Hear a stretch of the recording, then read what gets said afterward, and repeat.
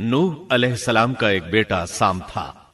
عرب اور بنی اسرائیل اسی کی طرف منسوب ہیں۔ اسی سام کے پوتوں سے ہود علیہ السلام پیدا ہوئے۔ ان کا نسب نامہ اس طرح ہے: ہود بن عبداللہ بن رباح بن جارود بن عامر بن اوس بن ارم بن سام بن نوح۔ ہود علیہ السلام کی قوم کو قوم عاد اور قوم ارم بھی کہا جاتا ہے، کیونکہ عاد اور ارم ہود علیہ السلام کے اجداد تھے۔ قوم ہود احقاف نامی ایک بستی میں آباد تھی، اور یہ بستی عمان اور حضرہ موت کے درمیان ریت کے ٹیلوں والے علاقے میں تھی۔ عربی میں احقاف ریت کے ٹیلوں کو کہتے ہیں۔ یہ علاقہ سمندر کے کنارے واقع تھا اور شہر کے نام سے پکارا جاتا تھا۔ قرآن مجید میں سورۃ الاحقاف آیت 21 میں اللہ تعالیٰ نے انہیں ان کی بستی کی طرف منسوب کرتے ہوئے مخاطب کیا ہے۔ اور عاد کے بھائی کو یاد کرو جبکہ اس نے اپنی قوم کو احقاف میں ڈرایا۔ قوم عاد کے لوگ اپنی رہائش کے لیے خیمے پسند کرتے تھے۔ ان کے خیمے بہت مضبوط اور پختہ ہوتے تھے۔ یہ لوگ ان کو بڑی مہارت سے بناتے تھے، پھر ان پر فخر کرتے تھے۔ اللہ تعالیٰ سورۃ الفجر آیات 6 تا 8 میں فرماتے ہیں: کیا آپ نے نہیں دیکھا کہ آپ کے رب نے عاد کے ساتھ کیا کیا، جو نسل ارم سے تھے، ستونوں والے تھے، جن کے مانند کوئی قوم دنیا کے ممالک میں پیدا نہیں کی گئی۔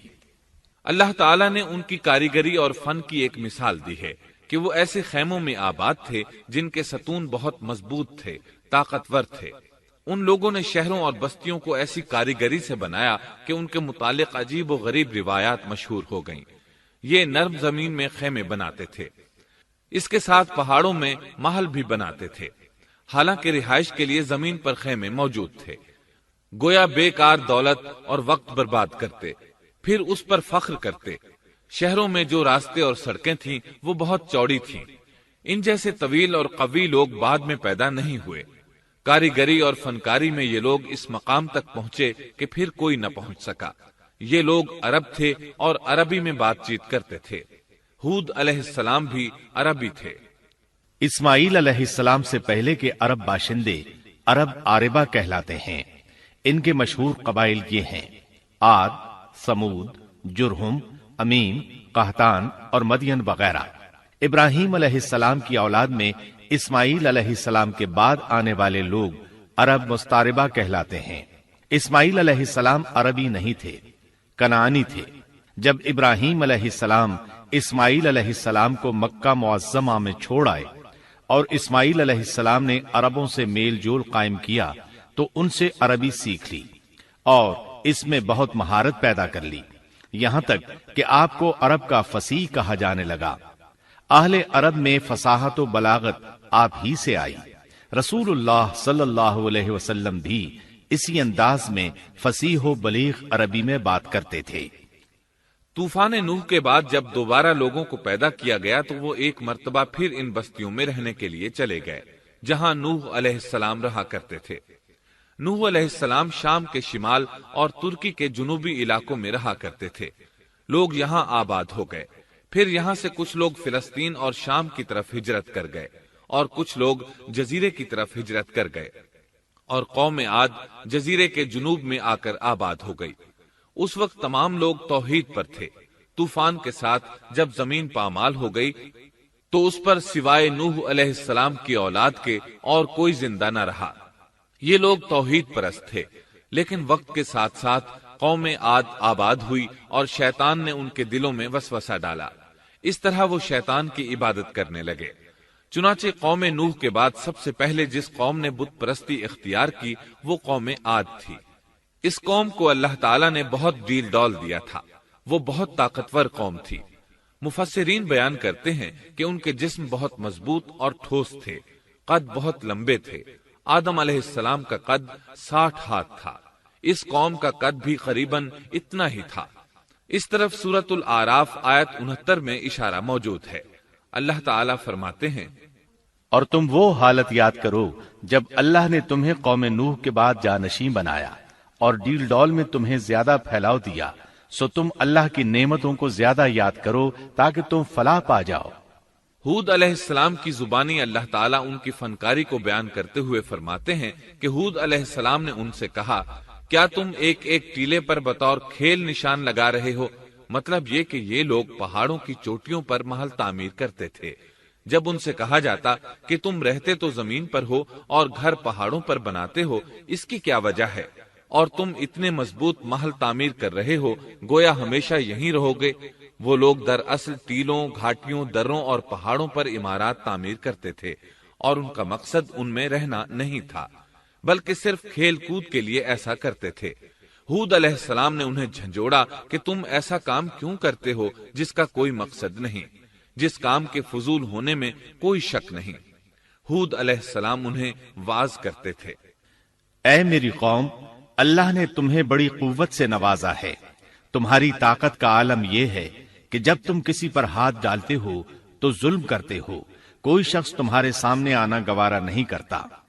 لہذا اللہ سے ڈرو اور میری پیروی کرو، اس سے ڈرو جس نے ان چیزوں سے تمہاری مدد کی۔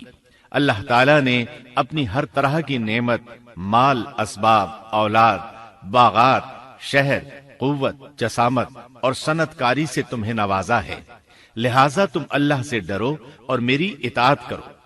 لیکن ان کی قوم نے کوئی اثر نہ لیا، نہ ان پر ایمان لائی، الٹا لگی تکبر کرنے، اللہ کی حمد کی بجائے اس کی ناشکری کرنے لگی۔ اور تکبر کے بارے میں بات یہ ہے کہ جب سے ابلیس نے اس کو اختیار کیا، یہ اس وقت سے آزمائش بن چکا ہے۔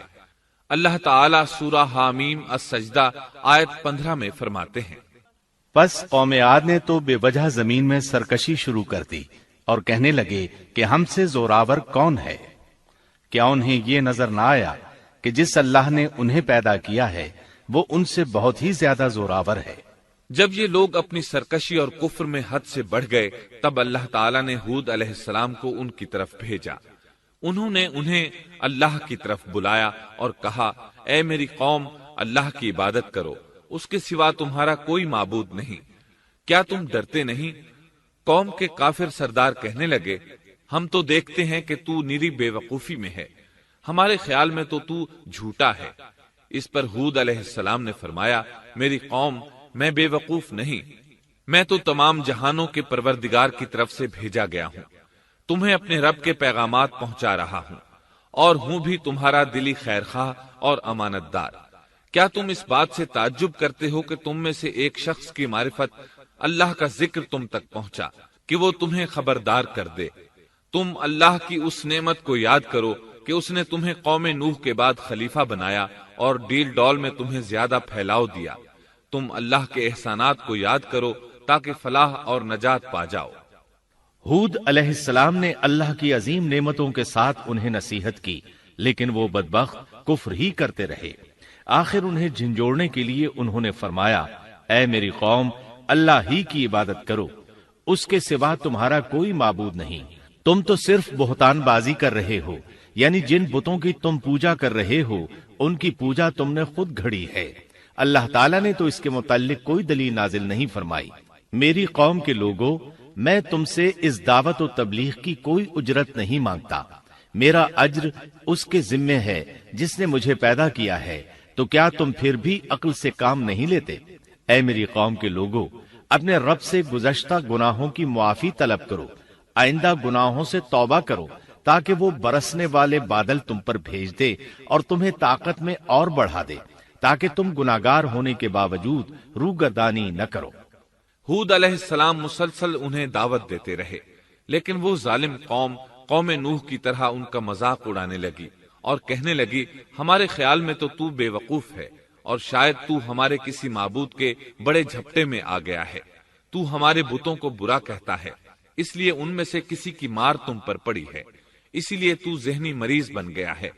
وہ ظالم لوگ چونکہ آخرت پر ایمان نہیں رکھتے تھے اور دنیا میں خوشحالی کی زندگی بسر کر رہے تھے اور تھے بھی اپنی قوم کے سردار، اس لیے اپنے ماتحتوں سے کہنے لگے، یہ تو تم جیسا ہی انسان ہے، وہی کچھ کھاتا ہے جو تم کھاتے ہو اور پیتا بھی وہی کچھ ہے جو تم پیتے ہو۔ اب اگر تم نے اپنے جیسے انسان کی اطاعت قبول کر لی تو سخت خسارے میں رہو گے۔ کیا یہ تمہیں اس بات سے دھمکاتا ہے کہ جب تم مر کر خاک اور ہڈیاں بن جاؤ گے تو پھر زندہ کیے جاؤ گے؟ ہرگز نہیں، یہ بات امکان سے باہر ہے جس کا وعدہ تم سے کیا جاتا ہے۔ یہ زندگی تو صرف دنیا کی ہے، ہم مرتے جیتے رہتے ہیں، ہم پھر نہیں اٹھائے جائیں گے۔ یہ تو وہ شخص ہے جس نے اللہ پر جھوٹ باندھا ہے، ہم اس پر یقین کرنے والے نہیں۔ ہود علیہ السلام انہیں دعوت دیتے رہے یہاں تک کہ ان کی قوم نے واضح طور پر کہہ دیا کہ آپ ہمیں واز سنائیں یا نہ سنائیں، ہم تو اپنی روش نہیں چھوڑیں گے، یہ تو پرانے لوگوں کا دین ہے۔ اس طرح قوم انہیں مسلسل جھٹلاتی ہی رہی۔ آخر ہود علیہ السلام نے بھی انہیں کھلم کھلا دھمکی دی اور فرمایا، لوگوں سنو، میں صرف تمہیں ہی نہیں اللہ کو بھی گواہ بنا کر اعلان کرتا ہوں کہ اللہ کے سوا جس کی عبادت ہو رہی ہے میں ان سب سے بری طرح بیزار ہوں۔ اب تم ہی نہیں اپنے ساتھ اوروں کو بھی بلا لو اور اپنے ان سب جھوٹے معبودوں کو بھی بلا لو، اور تم سے جو ہو سکے مجھے نقصان پہنچا دو، مجھے کوئی مہلت نہ دو، نہ مجھ پر ترس کھاؤ۔ یہ فرمانے کے بعد انہوں نے اللہ سے دعا کی، اے پروردگار، ان کے جھٹلانے پر تو میری مدد فرما۔ اللہ کی طرف سے آپ کو جواب ملا، یہ تو بہت ہی جلد اپنے کیے پر پچھتانے لگیں گے۔ اللہ کے نبی کا انکار کرنے، اس سے بغض رکھنے اور اس کا مذاق اڑانے والوں کا انجام کیا ہوا؟ اللہ نے انہیں ایسے زناٹے کی آندھی سے تہس نہس کیا کہ جس کی تاریخ میں مثال نہیں ملتی۔ اللہ نے ان سے بارش روک لی، اس سے خشک سالی کی کیفیت پیدا ہو گئی، درخت اور پھل ختم ہو گئے، وہ لوگ بارش کی خواہش کرنے لگے۔ اسی حالت میں ایک دن اللہ نے انہیں عذاب دینے کا ارادہ فرمایا۔ انہوں نے دیکھا ایک سیاہ بادل ان کی طرف بڑھ رہا ہے، خوشی سے اچھلنے لگے، کہنے لگے یہ بادل ہم پر برسنے والا ہے، جبکہ ان کا خیال غلط تھا۔ دراصل ابر کی صورت میں یہ وہ قہر الہی تھا جس کے آنے کی وہ جلدی مچا رہے تھے۔ وہ عذاب ان کی بستیوں کی تمام چیزوں، پھلوں، خیموں، درختوں کو تہس نہس کرتا ہوا آیا۔ اسے اللہ کا یہی حکم تھا۔ آندھی اس قدر زبردست تھی کہ پہاڑوں پر ان کے تعمیر کردہ محلوں تک کو اڑا لے گئی۔ مجرموں کا یہی بدلہ ہے۔ اللہ تعالی سورۃ الزاریات آیت 41 اور 42 میں فرماتے ہیں، اسی طرح عادیوں میں بھی ہماری طرف سے تنبیہ ہے، جبکہ ہم نے ان پر خیر و برکت سے خالی آندھی بھیجی، وہ جس چیز پر گرتی تھی اسے بوسیدہ ہڈی کی طرح چورا چورا کر دیتی تھی۔ اس آندھی نے ہر چیز کو فنا کر کے رکھ دیا۔ اللہ تعالیٰ ان کی تباہی ایک جگہ ان الفاظ میں بیان کرتے ہیں، قوم عاد نے بھی جھٹلایا، پس کیسا ہوا میرا عذاب اور میری ڈرانے والی باتیں۔ ہم نے ان پر تیز و تند مسلسل چلنے والی ہوا ایک لگاتار منحوس دن میں بھیج دی، جو لوگوں کو اٹھا اٹھا کر دے پٹکتی تھی، گویا کہ وہ جڑ سے کٹے ہوئے کھجور کے تنے ہیں۔ پس کیسی رہی میری سزا اور میرا ڈرانا۔ یقیناً ہم نے قرآن کو نصیحت کے لیے آسان کر دیا ہے، پس کیا ہے کوئی نصیحت پکڑنے والا؟ ایک تیسرے مقام پر اللہ نے ان کی ذلت اور رسوائی کا ذکر یوں کیا ہے، قوم عاد بے حد تند اور تیز ہوا سے غارت کر دی گئی۔ وہ ہوا ان پر برابر لگاتار 7 رات اور 8 دن تک اللہ کے حکم سے چلتی رہی۔ آپ وہاں ہوتے تو دیکھتے کہ وہاں لوگ یوں چاروں شانوں چت گرے پڑے ہیں جیسے وہ کھجوروں کے کھوکھلے تنے ہوں۔ کیا ان میں سے کوئی بھی آپ کو باقی نظر آ رہا ہے؟ ہود علیہ السلام کو اللہ تعالیٰ نے اپنی رحمت سے نجات دی۔ باقی تمام جگہوں پر تباہی تھی، لیکن جس جگہ ہود علیہ السلام اور ان کے ساتھی تھے اس طرف یہ ہوا پھٹکی بھی نہیں۔ کہا جاتا ہے کہ ایک باڑ تھی جس میں ہود علیہ السلام، حیوانات، چوپائے اور ان پر ایمان لانے والے تھے، اور آندھی نے ہر چیز کو فنا کر ڈالا۔ اللہ تعالیٰ سورہ آراف آیت 72 میں فرماتے ہیں، غرض ہم نے انہیں اور ان کے ساتھیوں کو اپنی رحمت سے بچا لیا اور ان لوگوں کی جڑ کاٹ دی جنہوں نے ہماری آیتوں کو جھٹلایا تھا اور وہ ایمان لانے والے نہ تھے۔ اسی طرح سورہ ہود میں اللہ فرماتے ہیں، جب ہمارا حکم آ پہنچا تو ہم نے ہود کو اور ان کے ساتھیوں کو اپنی خاص رحمت سے نجات دی۔ ہم نے ان سب کو سخت عذاب سے صاف بچا لیا۔ یہ تھے قوم عاد کے لوگ جنہوں نے اپنے رب کی آیتوں کا انکار کیا اور اس کے رسولوں کی نافرمانی کی، اور ہر ایک سرکش نافرمان کے حکم کو مانا۔